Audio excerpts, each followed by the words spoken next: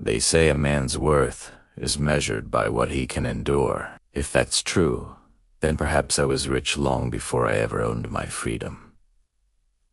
I was born in chains. The cold iron on my ankles was the first teacher I ever knew. It taught me that the body may be confined, but the mind never. I belonged to another man, a powerful Roman named Epictetus, a freedman of Emperor Nero himself. He had power, luxury, and fear, and I had nothing but pain. Yet I found something within that he could not touch, a silence deeper than suffering, a space no whip could reach.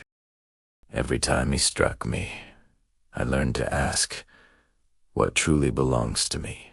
Not my body, not my status, only my will, only how I choose to see the world. When I was still a slave, I often watched the noblemen of Rome. They strutted in their togas, surrounded by noise and gold, but their eyes were restless, afraid. They were slaves too, though their chains were invisible.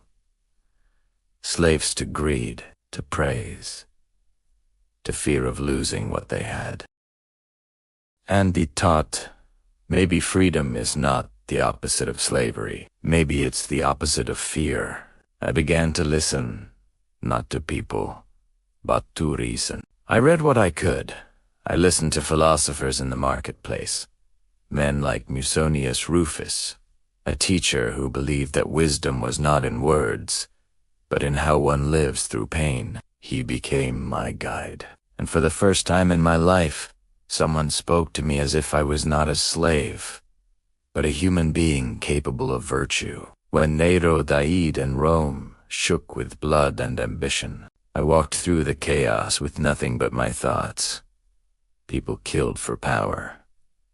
I searched for peace. I began to see life like a stage. We do not choose our role, but we can choose how to play it. If I was born to suffer, I would suffer nobly. If I was born to teach, I would teach with humility. And if fate demanded silence, I would find meaning even there. The Romans called me mad. They could not understand how a man who had nothing could walk as though he possessed everything. But what they did not know is that I had learned control. Control not of others, but of myself. When anger burned, I let it die in stillness. When fear rose, I faced it with understanding. And when pain returned, as it always did, I welcomed it, like an old friend who reminds me I am still alive. Years passed. I was freed, but I never felt more aware of how many others were still trapped, not by iron, but by desire. They feared the judgment of others. They worried about tomorrow. They begged for comfort, while life slipped through their fingers.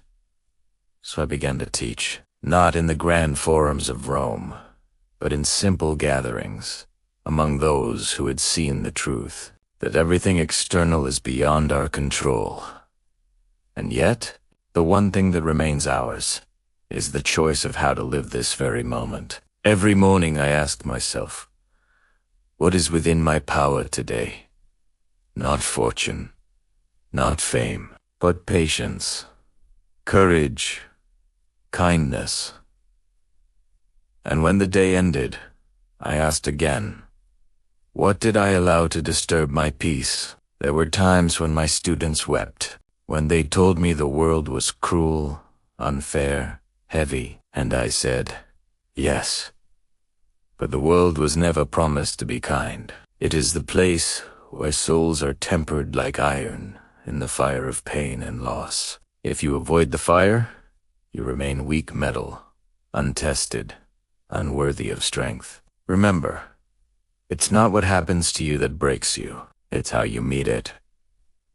If someone insults you, they reveal their nature, not yours. If you lose what you love, grieve, but don't lose yourself with it. Even when the gods are silent, the universe still whispers, rise again. I once walked through the streets of Nicopolis after an earthquake. People screamed, Temples crumbled. Dust covered the sky.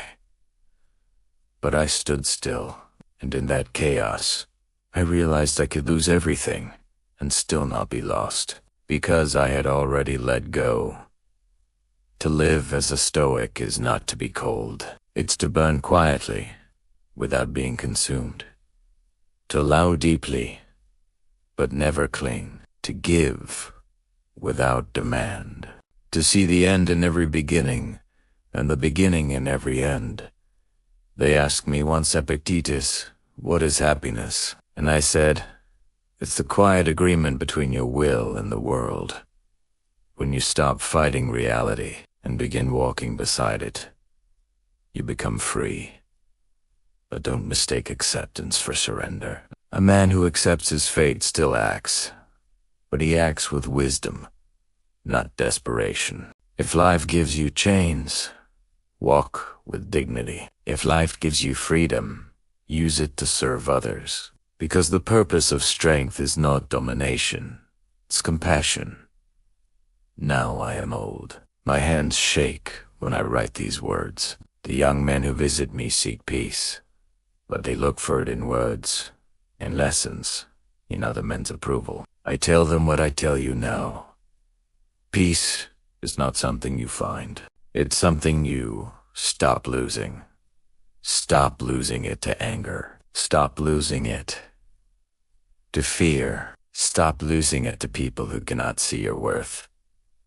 The storm will come, but you will stand, because you were not born to be unbroken. You were born to rise, again and again, until you understand that no one can truly harm you, unless you give them permission. So if you are listening to my voice now, remember this. You don't need to be a philosopher to live with strength. You only need to remember that every moment is a choice. You can curse the world, or you can shape your soul through it. Control yourself, and you control everything. And if my words reach you even for a moment, then perhaps the chains I once wore have finally served their purpose. If you wish to hear more of the wisdom that freed me, then stay. Listen, and let us keep walking this path together, because the journey toward freedom begins within you.